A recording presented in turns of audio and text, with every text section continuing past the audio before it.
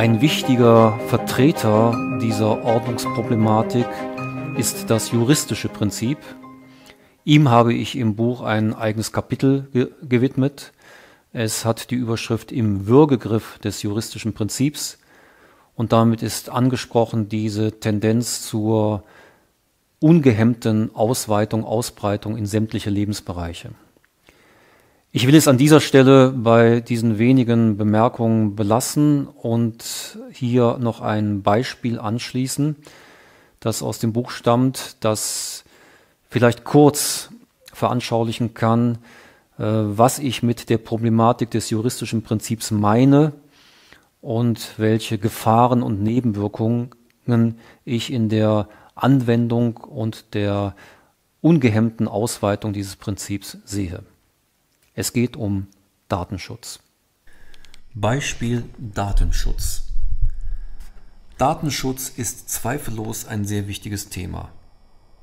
Das ist mittlerweile auch in der Politik angekommen. Was aber wird passieren? Es wird ein zähnefletschendes bürokratisches Monster geschaffen, das derzeit heranwächst.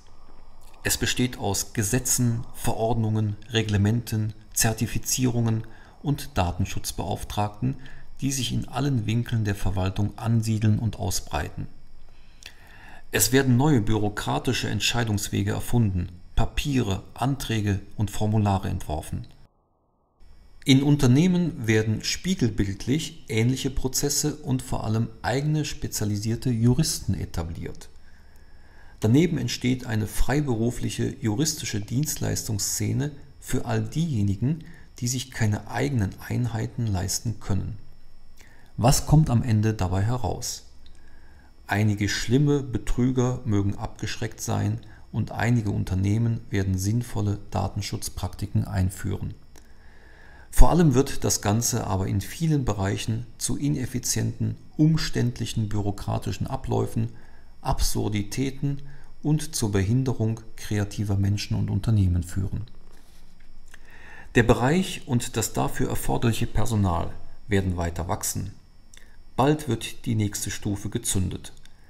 All die vielen auf dieses Thema nun sensibilisierten Spezialisten werden überall neuen Handlungs- und Regelungsbedarf entdecken.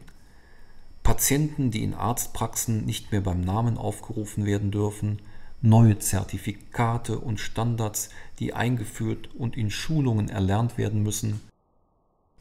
Konsequent zu Ende gedacht hieße das, bei jedem Einkauf die Vollverschleierung des Kunden bei gleichzeitiger technischer Stimmverfremdung einzuführen. Denn was ein Verkäufer andernfalls anhand der gekauften Produkte über die Lebensgewohnheiten vor allem der Stammkunden erführe, wäre ein massiver Eingriff in die zu schützende Privatsphäre. Ich weiß, das ist übertrieben, aber im Kern ist es genau so. Auf einer übergeordneten Ebene geht es nämlich um folgende Entwicklung. Alles, was mit Daten und Datenverarbeitung zu tun hat, wird juristisch durchtränkt. Macht es diesen Bereich besser? Nein, es macht ihn in der Summe nicht besser, sondern ersetzt einige der heutigen Probleme durch viele andere Probleme. Wie so oft, der Teufel wird mit dem Beelzebub ausgetrieben. Ich habe mich nun schon intensiv mit der Problematik von Regeln, Ordnungen, Gesetzen und der starken Wachstumsdynamik beschäftigt, der Problematik der Generalisierung und der Ausweitung dieser Prinzipien. Und möchte hier nur einen kurzen Hinweis geben auf eine Idee, wie man dem entgegensteuern könnte.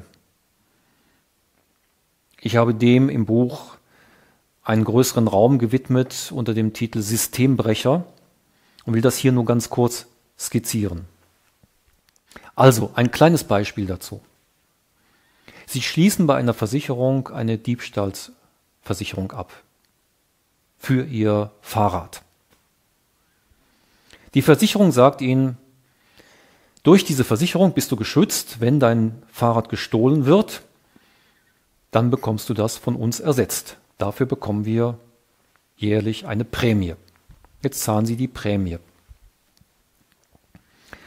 Jetzt zahlen Sie vielleicht die Prämie 20 Jahre, das Fahrrad wird nicht gestohlen, aber jetzt tatsächlich, Sie haben es irgendwo abgestellt, es ist weg, Sie gehen zur Versicherung. Da kann es Ihnen jetzt passieren, dass die Versicherung sagt, ja, das ist dir gestohlen worden, das stimmt, aber hier im Kleingedruckten, da steht, der Versicherungsschutz gilt nicht, wenn das Fahrrad 20 Kilometer vom Wohnort weg war. Und jetzt müssen Sie feststellen, das haben Sie nicht gelesen, gar nicht dran gedacht, wussten das gar nicht. Es ist 21 Kilometer entfernt gewesen, wo Sie es abgestellt haben. Und Sie bekommen gar nichts. Was ist das Prinzip?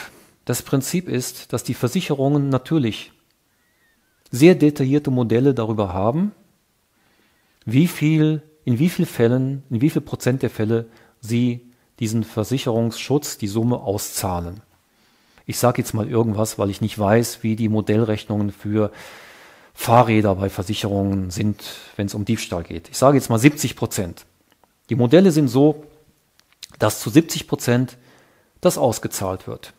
Die 30%, denen es nicht ausgezahlt wird, die werden über irgendwelche Regelungen im Kleingedruckten rausgekegelt.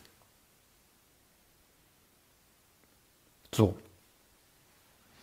Jetzt sage ich, das wäre doch viel ehrlicher und fairer, wenn ich nicht zum Kunden gehe als Versicherung und sage, du kriegst zu 100% dein Fahrrad ersetzt, wenn es gestohlen wird. Also ich mache ein Versprechen, was ich aber gar nicht halten kann, weil es kriegen ja nur 70% der wirklich geschädigten Personen das ersetzt. Sondern wenn ich von Anfang an sagen würde, wenn dein Fahrrad gestohlen wird, dann hast du eine 70-prozentige Chance, dass wir dir das ersetzen. Und ich glaube, auch da wieder können Menschen besser damit leben, dass sie sagen, ja, ich habe zumindest eine 70-prozentige Chance, das wiederzubekommen.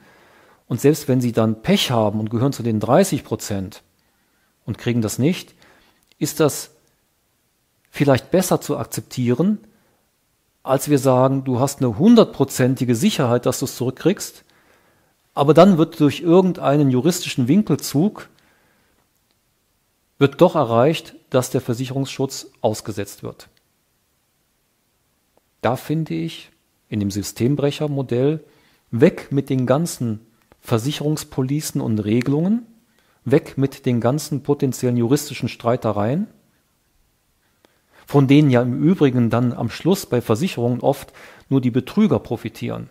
Weil die gucken vorher ins Kleingedruckte und sagen, also was muss ich denn machen, dass ich das von der Versicherung ersetzt kriege? Oh, ich muss hier angeben, das Fahrrad ist vor meiner Haustür gestohlen worden. Die haben statistisch eine bessere Chance, dass sie das bekommen. Und derjenige, der sich nicht mit dem Kleingedruckten beschäftigt, der hat ein höheres Risiko, dass er es nicht ersetzt bekommt, weil es dummerweise 25 Kilometer entfernt gestohlen wurde, was ja bei einem Fahrrad auch noch häufiger vorkommt, weil man sich mit einem Fahrrad ja von einem Ort zum anderen fortbewegt. Also das ist so ein kleines Beispiel, das den Systembrechergedanken illustriert und dass man auf eine kreative Art und Weise vielleicht in vielen Bereichen sagen könnte, konsequent sagen könnte, weg mit allen juristischen Regelungen, weg damit und dafür ein transparentes, einfaches, schnelles, klar durchschaubares Angebot, was auch noch, ich sage es jetzt mal so, ehrlich ist, ehrlicher ist. Weil da weiß ich, es gibt eine Kalkulation der Versicherung, die sagt, bei 100 Euro oder 100 Franken im Jahr bin ich in der Lage, in 70% der Fälle das Fahrrad zu ersetzen. Weil das ist es, nicht mehr und nicht weniger. Statt dass man das kaschiert und dann über eine Hintertür mit komplizierten, verwinkelten Regelungen und Kleingedruckten im Grunde genau das Gleiche zu erreichen.